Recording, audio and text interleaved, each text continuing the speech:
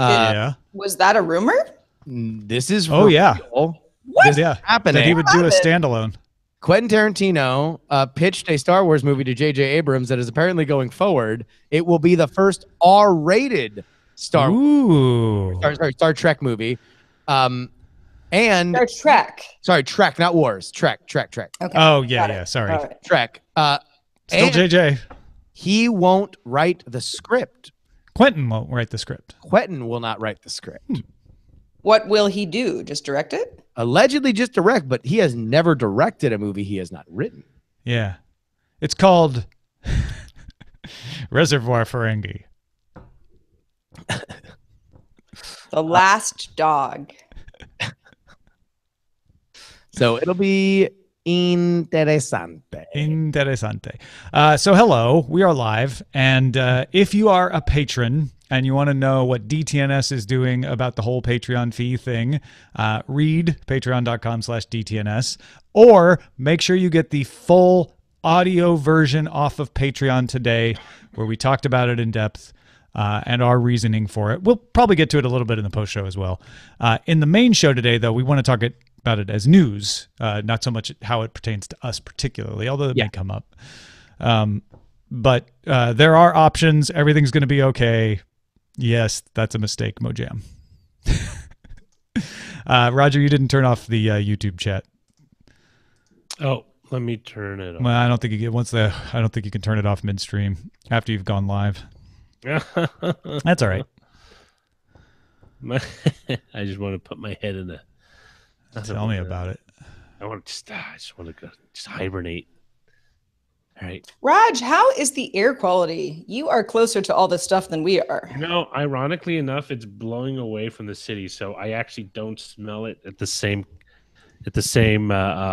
level that I did the fires in the summer, which were right in the hill behind me. Well, but I'm sneezing a lot more. Me too. So I don't smell it, but it's tickling the nose hairs, I guess. Yeah. It's very doing a lot of nose blowing. Well, stay safe. That's the other thing. I cannot stop blowing my nose. And I thought I was getting a cold because I was also getting a sore throat, but it just hasn't gone anywhere. It's just a lot of coughing and sneezing. But it must be the air, because I'm the same way. Just sneezing and runny, and I don't feel sick. It's just, yeah, exactly. Bugging me. I wonder that's what's bothering Ellie. Would explain a lot. All right, you guys ready? Ready. This is going to be a good time. And I mostly mean that. Here we go. 3, 2. The Daily Tech News Show is brought to you by people like me, not outside organizations. To learn more, go to dailytechnewsshow.com/support. This is the Daily Tech News for Thursday, December 7th, 2017, Pearl Harbor Day, which we still remember. From DTNS headquarters in Los Angeles, I'm Tom Merritt. And from Studio Feline, I am Sarah Lane. Oakland, California, I'm Justin Robert Young. And on the edge of the fire country, but thankfully away from it, Roger Chang. Hello. It's close, but not close. We had to come pretty close up here on in the overpass near us yesterday, but that seems to be a little more under control. To hit Bel Air, burned 4 houses. Crazy stuff going on here. We are going to talk about Patreon's fee processing change as our main topic today. If you are a patron and want to know what DTNS is doing about it, go to patreon.com/DTNS, look at my post, or you can listen to the full audio where in the pre-show we talked about it. On the show today, though, we're going to talk about what it means for internet and tech in general. But let's start with a few tech things you should know. Bitcoin broke through the 15,000 barrier for US dollars today, which is funny because it hit 13,000 yesterday and everybody freaked out then too. At the time of our recording, I just updated Google. It is now worth $16,778.49. Wow. So if I could have a Bitcoin, I could just cover everybody's fees. Yeah. Wow. Google has shut down the Chrome web browser app store for Mac, Linux, and Windows, not for Chrome OS, still there for Chrome OS. Google announced in August 2016 the app store would close. It says about 1% of users actively use Chrome apps in the browser. It doesn't affect Chrome extensions either. Sony announced that it has sold 70 million PlayStation 4 units worldwide. Sony did not break out separate numbers for PS4 Pro, but it did say that it sold 2 million PlayStation VR units. Back to some Google news. The company launched a new search feature to let celebrities answer commonly searched questions about themselves in the form of selfie videos that show up at the top of mobile search results. So videos live directly in search, so they'll show up on the mobile web and through Google-owned apps. So if you want to know, Nick Jonas' net worth, maybe he'll answer you. I'm worth 1,005. Have to dub in his current net worth. Now here are some more top stories. Jerry, kick us off. Well, Valve announced that it is ending support for Bitcoin in Steam because of the, quote, high fees and volatility. Hey, maybe it's a theme for today. Valve says that fees for processing transactions have risen from 20 cents when it launched about $20 per transaction. Bitcoin's value has been generally trending up. That's a modest statement, but with extreme drops and jumps. Valve says that sometimes the value of Bitcoin changes significantly even during the time of a single transaction. Yeah, this is jumped, what, $3,000? Right. I mean, you had to look at it at showtime, and it's still going to be out of date by the time most people listen to this show. Oh, totally. Yeah. I mean, 5 minutes before the show, it was under 16. So. Yeah. And that's really crazy. I don't think Valve is dropping Bitcoin. Some people are like, see, Bitcoin's no good. I don't think that's what this means. Bitcoin could yet reach stability. It's not at stability. It hasn't been stability for a long time. But a lot of people just thought it would crash and go away. Maybe it's in a bubble and it's going to crash again. That's certainly possible. But it's also possible that at some point it finally just evens out. And we go, this is what a Bitcoin is worth. We finally reach the level that's sane, whatever that level is.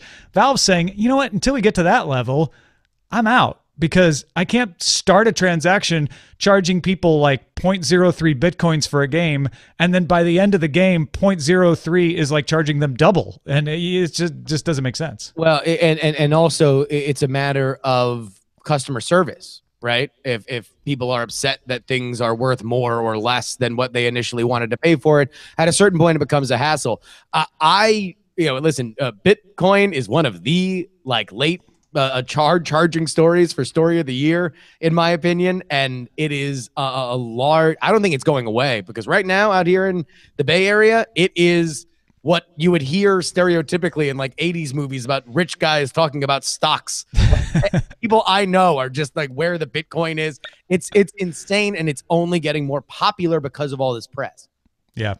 And this is not good for Bitcoin, that it is too volatile for Valve to use. No. You want stores to be able to use it as a medium of exchange. And actually, a year ago, it was more useful that way. That's why Valve implemented it in the first place. It rises, but it's stable. It's been skyrocketing so much this year. You kind of have to wait for it to burst again before you want to implement it. And if somebody's done it once and pulled... What's that? Let the hysteria die down. Yeah. But then when the hysteria dies down, is Valve going to be like, okay, let's do it again? They may be less likely to, and that's a problem. Instagram released a standalone messaging app, technically just a test, called Direct in Chile, Israel, Italy, Portugal, Turkey, and Uruguay. The Instagram inbox, this is actually kind of interesting, will be replaced for those who install Direct. So if you install the new app, your Instagram experience will change. You'll do all your private messaging within Direct. The app opens to the camera. The idea is to have all of your private sharing in one app, leaving the public stuff to Instagram. Direct also has 4 exclusive filters. So, there's a little bit of Instagram-like behavior. Kind of weird, though. It's interesting. I mean, it's kind of what they did with Facebook Messenger, right? They took it out of Facebook app and made it separate. But the implementation is pretty interesting. You swipe right to get to your profile. Then if you swipe right again, it will show you Instagram and allow you to jump right over to Instagram, and vice versa. In Instagram, you can, I think, swipe left, and then it'll show you a little thing for Direct, and then you can jump over to Direct to kind of give you a virtual feeling of still being in the same app. I mean, clearly the company, they've done enough testing to be like, there's so much stuff being shared that, we could make the most of this and create a standalone app. The problem is making sure it's seamless between the two, because you don't want people to stop using Instagram publicly just because they're, chatting privately with a lot of friends on some other app. I mean, obviously, this is coming from them seeing activity doing it. It does seem like two different products. The Instagram chat and messaging features don't really feel like, except for the fact that you almost exclusively use them, in my case, to share Instagram stuff with other people. But, it makes sense. I don't know. I mean, listen, everybody should have a messaging app that's standalone. Apparently, yeah. Fine. Yeah, it's cool. Especially if it opens right to a camera. That's new. All right, I'm going to go through the Snapdragon 845 specs. Qualcomm announced it. It's coming in 2018. You guys can just gasp or cheer or groan as I give the specs, depending on your feelings. 845 is manufactured by Samsung on its 10-nanometer process. That's the same as the 835 was. But there's a boost to the performance core clock of about 19%. And because of a CPU redesign, Qualcomm thinks you should see a 25% performance uplift, is what they're saying. 845 also gets a 2 megabyte L3 cache, 3 megabytes of system cache. The GPU is an Adreno 630 with 30% faster graphics and built-in support for a bunch of VR and AR stuff. Eye tracking, hand tracking, foveated rendering, which renders the part you're looking at so that it doesn't have to work and render all this stuff that you can't see. Multi-view rendering, 6 degrees of freedom, all this stuff. Positioning it as being the chip if you want to do handheld AR and VR, which means not just phones, maybe standalone headsets. The image signal processor can capture 4K 60 frame per second video and HDR 10-bit color depth with built-in depth sensing, something the 835 could do, but not out of the box. The X20 LTE modem, we mentioned before, handles a theoretical max of 1.2 gigabits per second. Theoretical. And Wi-Fi supports 60 gigahertz 802.11 AD. That's that short-range Wi-Fi that acts as a cable replacement. It's not the Wi-Fi you'd necessarily use for your house. Finally, the Hexagon 885 DSP works as an AI and imaging coprocessor and should be 3 times faster than the Hexagon that was in the 835. Need I say more? Sounds pretty good to me, Tom. It's a beefy little chip. It's not a vast difference from the 835, but it looks like it's more capable. Well, Wired reports that Wikipedia co-founder Larry Sanger has become the chief information officer for Everipedia, a site that wants to do Wikipedia-like services on the blockchain. Oh, good grief.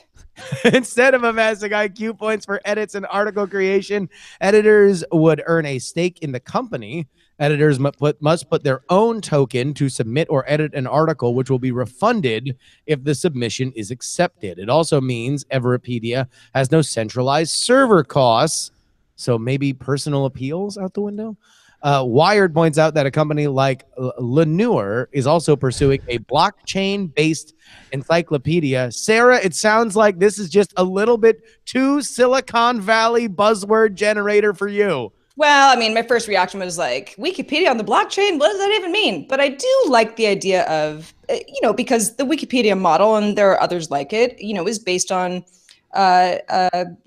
community support and truthfulness and all of that stuff. So if you can get like a bigger prize than just like a star, I get it. No, this is using an ICO type approach to reward editors, which one of the big problems with Wikipedia sometimes is keeping editors around. And if they have an actual stake in the company, I don't know how the company's going to make money, but assuming they can figure that out, having a stake in the company would be a big incentive for people to do this. And I like the idea that you have to put up a token to submit, because that's going to stop people from like, well, I'm just going to spam a bunch of fake stuff and build up tokens and get rich. Because if your submission is not accepted, then you lose the token. So that should delay that. And the fact that it's on the blockchain, I think could be huge, whether it's Everipedia or somebody else, in getting rid of centralized systems. Again, one of the big issues with net neutrality, with bandwidth caps, with all kinds of things, is a centralized system. If you don't have a centralized system anymore and there's a blockchain, pair that up with mesh networks, and suddenly nobody's in control of everything. And this is how the internet routes around. Maybe it takes longer this time, but we could get to a point where Google, Facebook, they don't control the data anymore because the data isn't controlled by anybody. Yeah, I'm really excited that now we can have a new class of Wikipedia editors that have more to fight over. Oh, fine. It's probably true. A bit of an unlikely pair, at least to me. Sonos and IKEA announced a partnership to create products that deliver what they call future home sound experiences. We don't really have many details beyond that. That's all both the companies said. But IKEA does already sell some smart home products, wireless charging solutions for mobile phones, smart lighting. I mean, Sonos is a high-end brand. IKEA is known as a great brand, but affordable. Yeah. You don't need an Allen wrench to put together a Sonos. No. Right. But I wonder, is this Sonos doing some exclusive IKEA, less expensive speaker? Is it IKEA just saying like, hey, Sonos One speakers now fit in our media center? We sell 11. It's got to be a bargain Sonos, right? Otherwise, it just doesn't work with IKEA. But I bet there's some upselling too, where Sonos can show off their best stuff. I mean, IKEA is the perfect place, right? You've got all these miniature homes inside of an IKEA store. What better place to show what a Sonos can do than in an actual like fake house that you can walk around in? As if the death march that is an IKEA store could get more irritating, would be everybody trying to fiddle with a Sonos and all of those little tin can fake apartments. Here's my idea. What is Sonos best at? Filling your home with sound. What is the biggest problem with Sonos? I got to buy multiple Sonos speakers to fill my home with sound. What if there was maybe not the best Sonos speaker, but Sonos speakers built into some of the furniture? And so now that's not the hub, but if you already have a Sonos, this is another way that you can continue to get bigger, richer sound in your home when you're playing Big and Rich, the country duo. I also just wonder what IKEA, what their grand plans might be. IKEA, when I was in college, was like, you want the cheapest, side table, that's where you get it.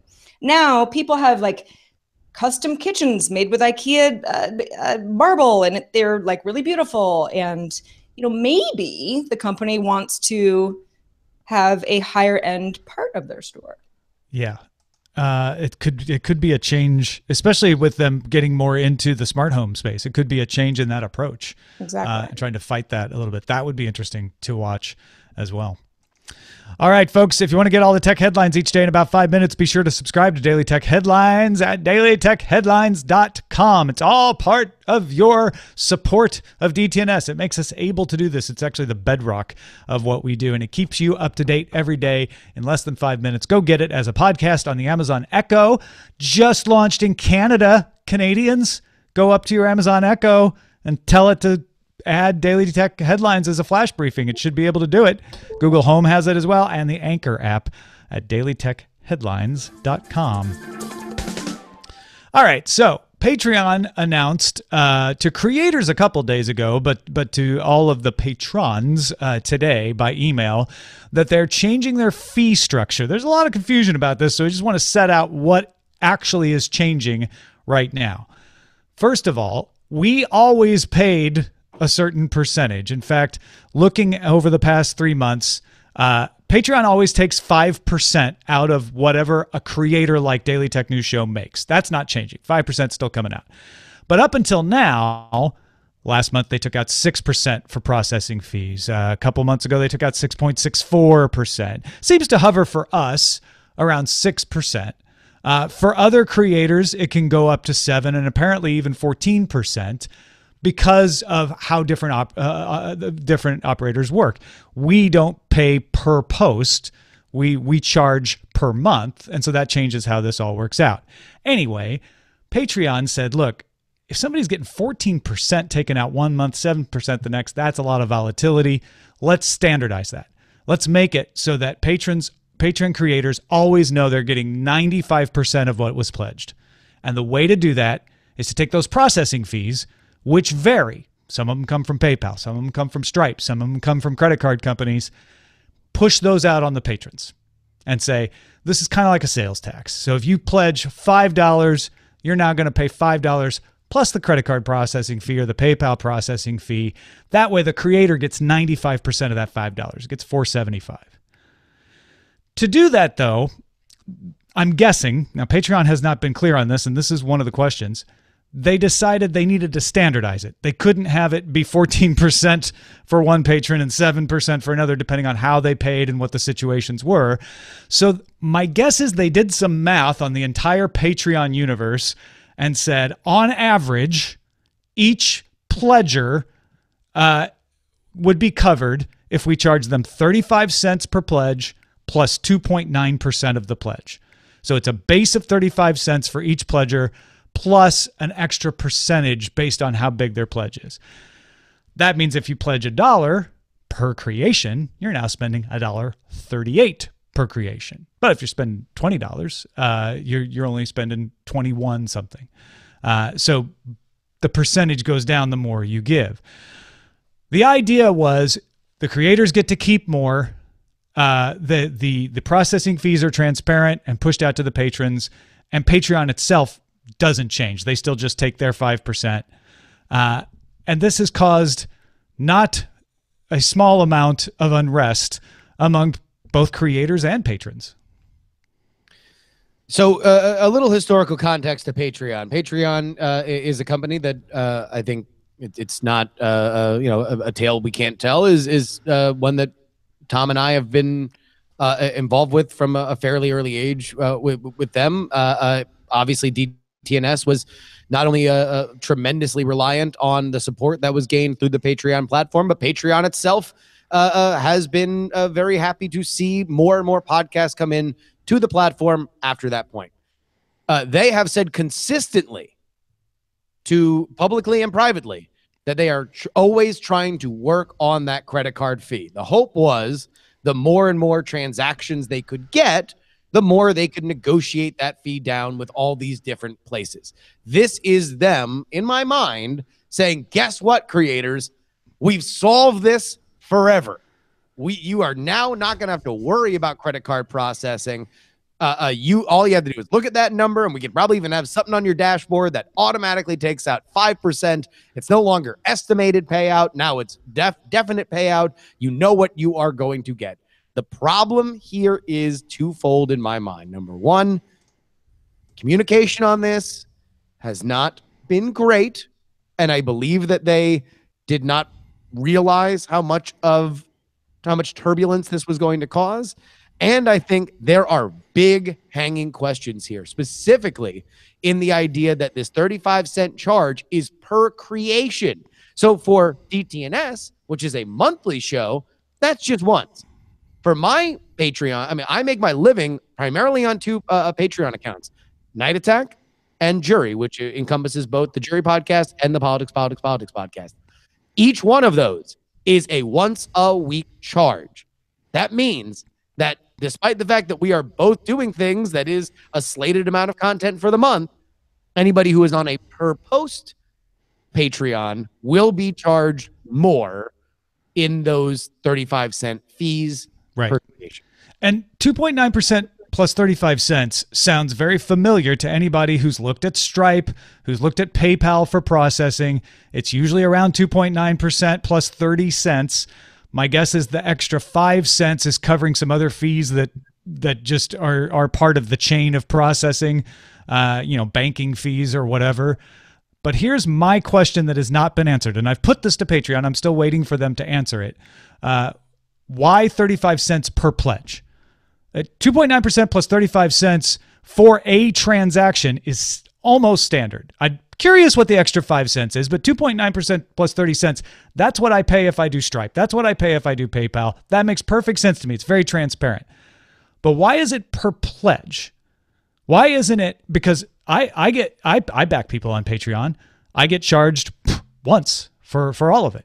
Why is it that I'm not getting charged 35 cents once for just that one pledge? And I think that's a question a lot of people have too. And I don't have the answer for that. But if you're gonna get your nose bent out of shape, get it bent out of shape for the right reason. I don't think they're double dipping. I don't think that they're trying to secretly make more money. It really does feel like an attempt to standardize a fee by averaging it across people. And some people probably are going to pay less in processing fees, although nobody ever paid processing fees. But the processing fee per person for somebody who just does 2 monthlies might actually end up being less. Whereas the person who does lots of pledges on a weekly basis is definitely going to pay more. You know, I think the other thing that you have to look at this, and this is big scale, right? Pull back a little bit. The entire history that we have known in you know, the internet, when it came to crowdfunding, was always everybody kicks in a little, and at the end of the day, it means a lot. This to me feels like them, Patreon and crowdfunding in general, by the way, coming of age a little bit and understanding that this is not about pay what you want. This is not about tip jar. This is not about everybody kick in $1 and at the end of the day we have $500. This is about people who are now sans cable company, sans a lot of other traditional media, you know, newspaper subscriptions, although those are kind of on the rise, but just in general, saying, all right, I'm willing to kick in Netflix level subscription service level money for the programs and personalities that I like. I am making this a part of my budget, and it's rad that I am giving $30 a month, $15 a month, $10 a month. It's not about the dollar anymore. And so they are adjusting their rules in accordance with that, which is why people that are giving $1 for a lot of stuff, the budget contributors, which I do think are important to this ecosystem, are the ones kind of being given the cold shoulder in general. And that to me is more about where we are in crowdfunding as a whole than necessarily Patreon trying to be mean. Like, this is just where things are going as the money has gotten bigger and more consistent. You know, as the new kid on the block of the Patreon model, you guys have been doing it a lot longer than I have. You know, just a couple months now and some change that I've been on DTNS, but it's because of the money that was raised on Patreon that I am here. So I absolutely believed in the structure and the community, and it all worked so well. So the fact that things are changing, you know, my first reaction is don't panic. Let's, you know, wait it out a little bit. At the same time, I will say, while patrons have a very legitimate concern, the whole idea behind this is to help creators. But I see a lot of creators saying, my patrons are going to leave. Yeah. So new creators, possibly this is more attractive. For existing creators who, you know, they were fueling the whole model as it is, it's very problematic. Yeah, potentially. And it violates the rule of don't take things away from the internet.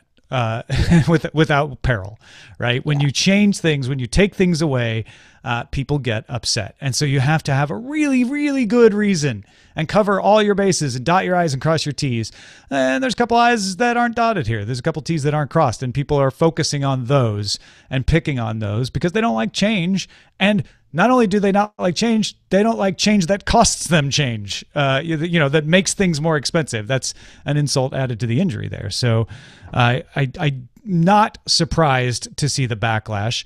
For a lot of people, it doesn't matter. I get it. If you're a $10 a month Patreon and you're doing well, adding 2.9% plus 35 cents to your monthly pledge, it's not a big deal. For other people, though, who are scraping by, but wanting to give $1 to this person and this person and this person and this person, it's catastrophic to that ability to do it because it really limits your choices. You're going to have to back out on people, and that never feels good. I get that. Nor does it feel good for the creators.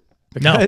As much as people don't like things getting taken away from them, I do like paying rent. And I have either wisely or unwisely made my living on this platform. So I am very invested in it, and I implore Patreon to please just answer these questions about per post creators, because I think that is something that is very important to my life, and I know where their offices are. So just and there may be do it in a blog post. There may be a rational explanation that we haven't thought of, where it's like, oh, I guess you do have to do 35 cents.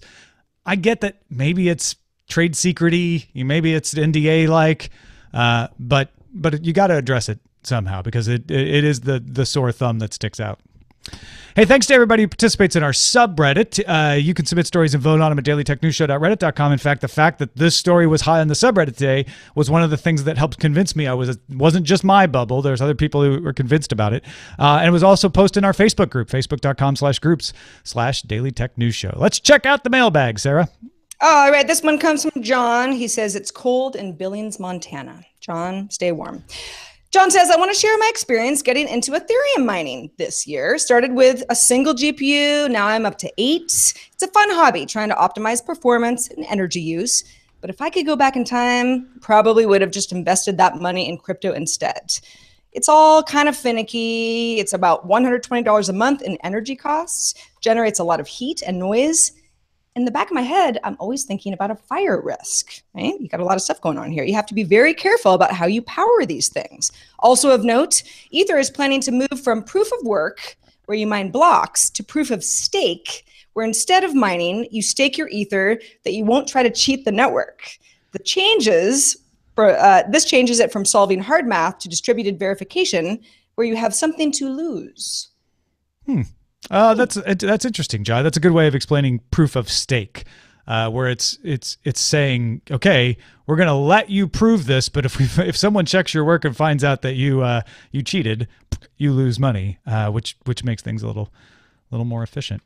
And then patron supporter and longtime listener wrote in and said, hey, crash plan, it ended. Unless you converted to business, and you talked about that a while ago. What'd you end up doing, Tom?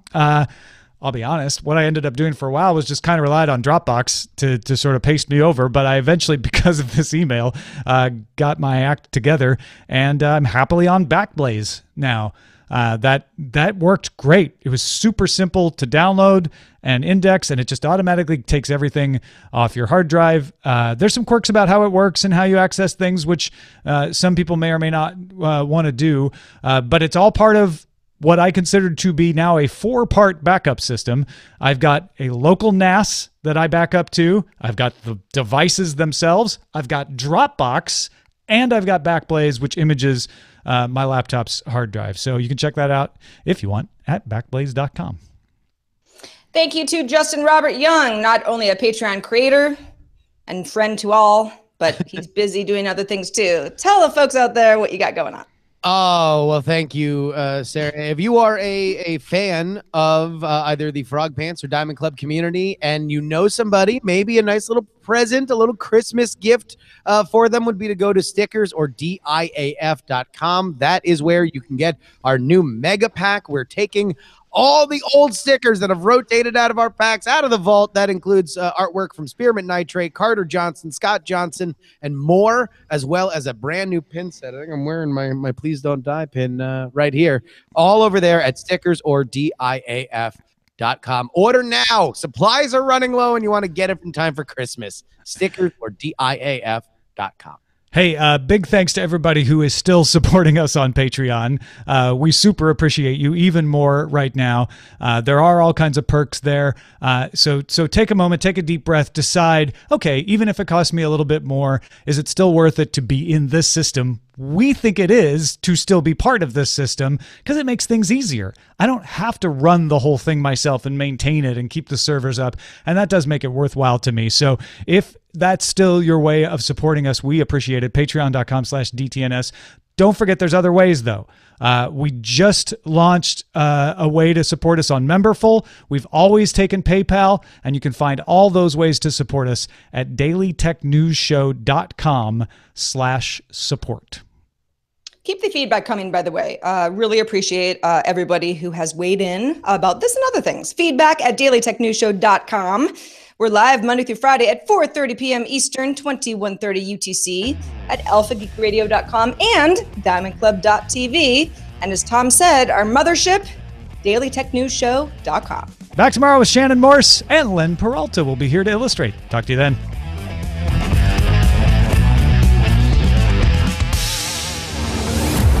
This show is part of the Frog Pants Network. Get more at frogpants.com. Diamond Club hopes you have enjoyed this program. I hadn't stopped yet. Oh, sorry. That's great. No, that's going to be on the recording now. That's great. It's a little Muppet at the end of the show. There's an extra Muppet. All right.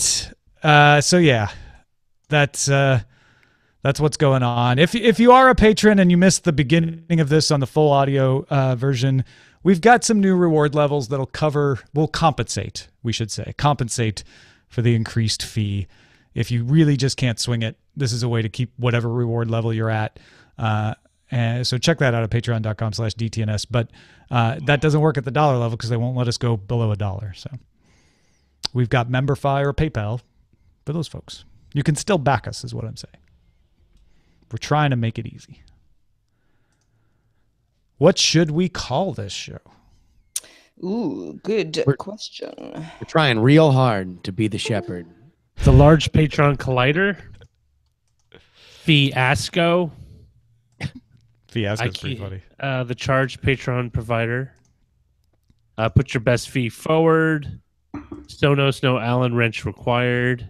That might be a little too early to say. Yeah, I like. I don't know where it is on the list, but Sunbun in the chat had Patreon off, which I would like to amend with his next line, which was #got him. You have to say "got him." Got him. IKEA plus Sonos equals musical chairs. I mean, the Large Patron Collider. It's pretty funny. Pretty good. Herapedia, Therapedia, Bitcoin, too volatile for Valve. Snapdragon 845, cheer, moan, or meh your excitement. Wikicoin, edit your own currency. A Patreon problem. Patreon podcasters just want to get paid fairly. Potluckian. Geez, more fees. It sounds like you're calling someone Morphe. Geez, Morphes. You Morphes. And that's Morphes are the drugs that I take because I'm Elliot and Alderson. I go with the Large Patron Collider. Yeah. I like that one. Anybody else? Yeah, I think that's fine. Fiasco's pretty funny as a pun. Fiasco's kind of amazing. I like Large Patron Collider because it's not as charged. Yeah. Right. Yeah, except it is because it's a collider. Never mind. Charge But particles. maybe the collision will, be good. Yeah, maybe we'll detect the Higgs It's boson, open-ended. the God particle. Hey, by the way, Tom, for your continuing pop culture education. Yes. Oh, we forgot to do that today. Yeah. And Lil B is now wants to go to college, so he is soliciting colleges. Okay. To find out which colleges want to have Lil B, and now college, the official college accounts are now coming out of the woodwork to woo Lil B. You know Really? who should take Lil B in? Who? Berkeley's Haas School of Business. I'm totally clueless. Who's Little B? Oh, Roger, where do we start? Oh my God, he's a national treasure. Yeah, protect Lil B. Always. Always protect Lil B. Should we Google it for you? Or? Lil B is a rapper from the Oakland, Berkeley area, but he's perhaps more well known for putting curses on sports figures. Yeah. Ah. He also invented the eat 'em up dance, the cooking dance. So you and a lot of football players did that in the end zone. Yeah, so you do like that or like that. So you're like eating them up, and he does not take kindly if you use it and then don't credit him. Ah, right. He also cursed Kevin Durant for years, and it worked. He did. Like He's he's wrote like a song called F Word Kevin Durant, which is one of my favorite songs of all time. It's so good. It's It's pretty a wonderful song.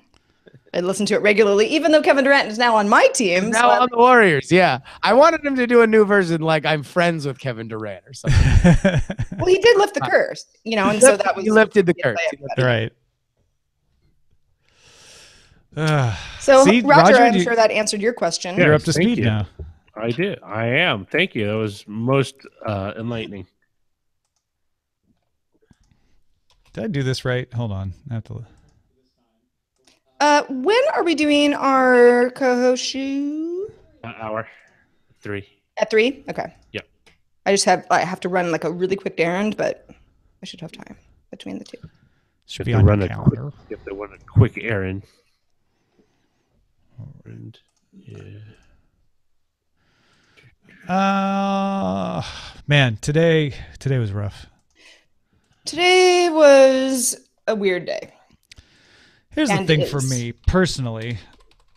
I don't like dealing with this stuff. The whole reason I use Patreon, the whole reason I like this kind of model is that it lets me just do my show. Yeah.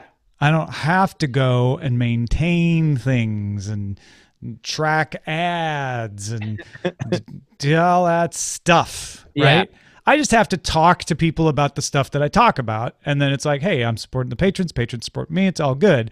Yeah. So when this happens outside of my control and I spend the whole morning talking to people about it, asking people what they think, finding out, explaining things, correcting the same misapprehension 15 times, agreeing that this weird absence of information is frustrating 15 times, I'm not doing my show.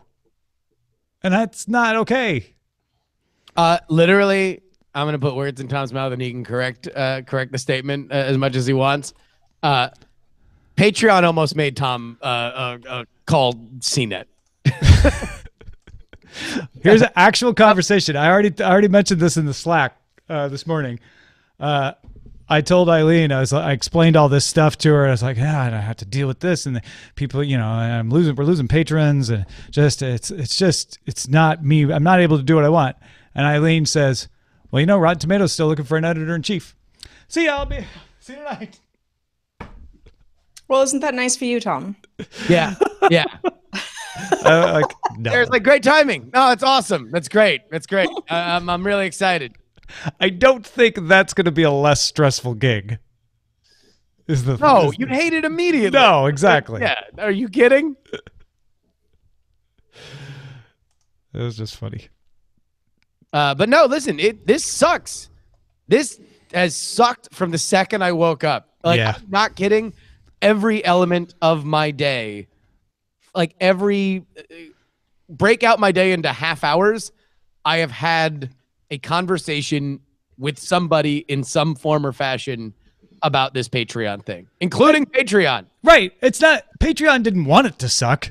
I'm not throwing stones at them about this.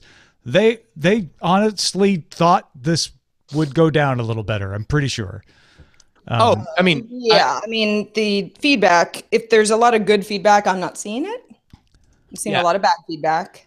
Yeah. And I had an email. Again, I'm coming into this kind of new. The Patreon model. I mean, I knew what the company was, but I didn't really look at it with with a fine-tooth comb until I joined DTNS at the beginning of October.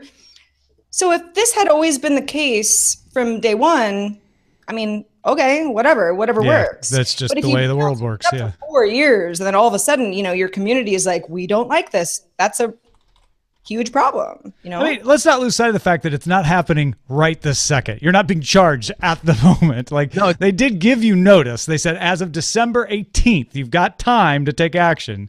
So I want to give them that credit because it's starting to feel a little bit like, oh, they just sprung it on us. No, they at some point they had to tell you at a time when they hadn't told you before, and that's today. That's today. Yeah. Yeah.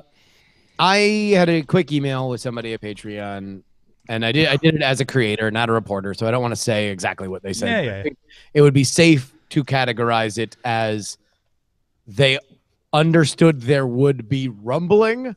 Yeah. I don't think that they realized what they had wrought. What kind of amplitude? I believe that they have a spreadsheet that says, look, this all works out. Don't worry. We've seen into the future. We've run test models, and you make more money, and your patrons ultimately really don't care. I'm sure they sat down with people and said, how many of you would quit?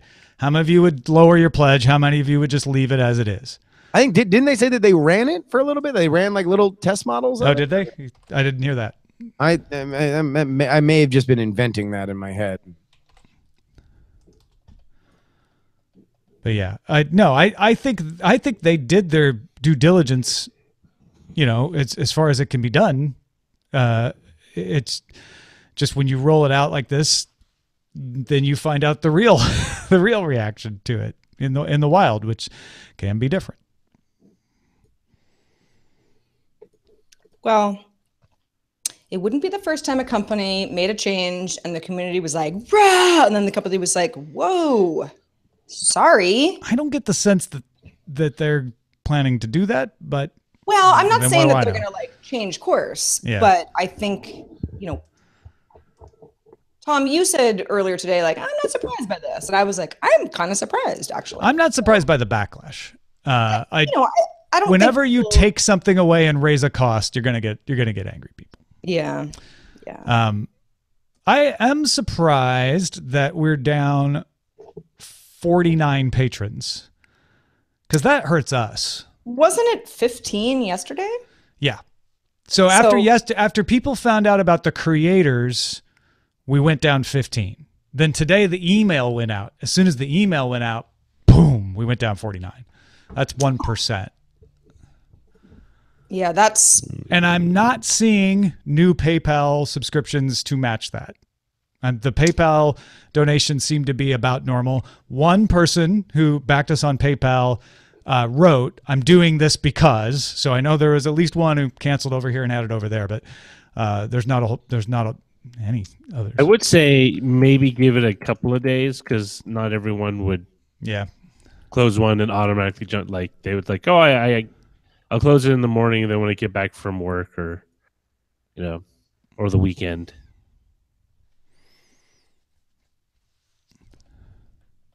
I'm just coming up with reasons. today is just a whole suck ball. So No one knows what's going on. From yesterday, in my exit surveys, I have 1, 2, 3, 4, 5, 6, 7, 8, 9, 10. 10 canceled pledges. All but one of them cite Patreon fee increase. Although they are all but two either $1 or under. Two of them are $3 per creation people, though, and those are my lifeblood. And they both cite Patreon new fee increases. Yeah, we're down 54 now. There've been a couple of people raise their pledge, I think in some cases trying to pick up the fact that other people are declining, which is cool. Appreciate that. And I think like one person went from $7 to $9, which is definitely taking advantage of the fact that you can get the fee compensation reward tier, get the co-executive producer title, that's why we do it. That's cool. One person went from $1 to $10. That's great. Thank you. Yeah. And in average, my processing fee has always been around 3.67%. Really? On the jury.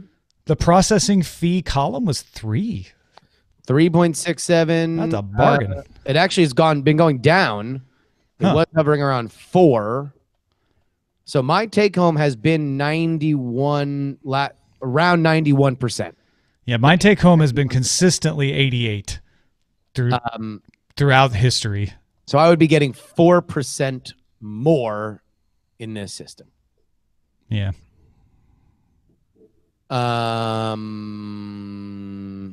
Yeah, I will go from 88% to, well, it's been 89% last month, to 95%, but now of a reduced amount. And that's probably another thing that Patreon doesn't want to say out loud, but they're thinking like, look, creators, even if you lose a bunch of people, you're going to make more money. So if your money goes up, what do you care? When that happens, that could be true. Yeah. Just waiting for that to happen. Don't kick me in the shins and telling me you're doing it. Nick with a C keeps hearing a Windows USB sound. I think that's you, Roger. No, that's me. Oh, is that you, Justin? That's me. I thought it was coming through Roger's little sound. No, it's me. Sorry, guys. It's a thing that I'm trying to work. There it is. There it is. And it'll be back. Boop, it'll loop. Wait a minute. Why did you immediately assume it was Roger? Well, because you've got the sound capture card, and sometimes your system sounds will sneak through. I muted it. I muted it. I know, but sometimes that sound thing gives you trouble sometimes. That's why I thought it was you. Poor Roger. I wasn't trying to pick on Roger. I'm sorry. It's okay. I'll be your punching bag for today. No, that's not what was going on at all. It's the same thing that allows me to hear amazing radio jingles. Radio jingles. Let's just go show. Oh. Well, hell. I wish I could say I was going to take a nap. What'd you say, Sarah? Oh, it's just the We Rate Dogs. You know, they have those little hats to say, heck. And then they like asterisk out the E. It's the funniest thing in the world. That's funny. Well, maybe that's how you steer DTNS into like apparel manufacturing with snappy quips. Well, we're going to do the listener co-host show that'll be coming in the holidays here in a short while. Wonderful And timing. I'm also going to talk to someone's daughter about the future of media for her school project. That's my afternoon. Don't call me. Yesterday, it would have been like, well, the future of media is great. There's so many opportunities. Today, it'll be like, stay away. Same old. It's nothing but pain. Have some skills you can fall back on, like bartending. I'm kidding, of course. All right. I love you guys. Anyway, I'll see you guys in the radioactive fallout. Bye, everybody. Bye. Bye.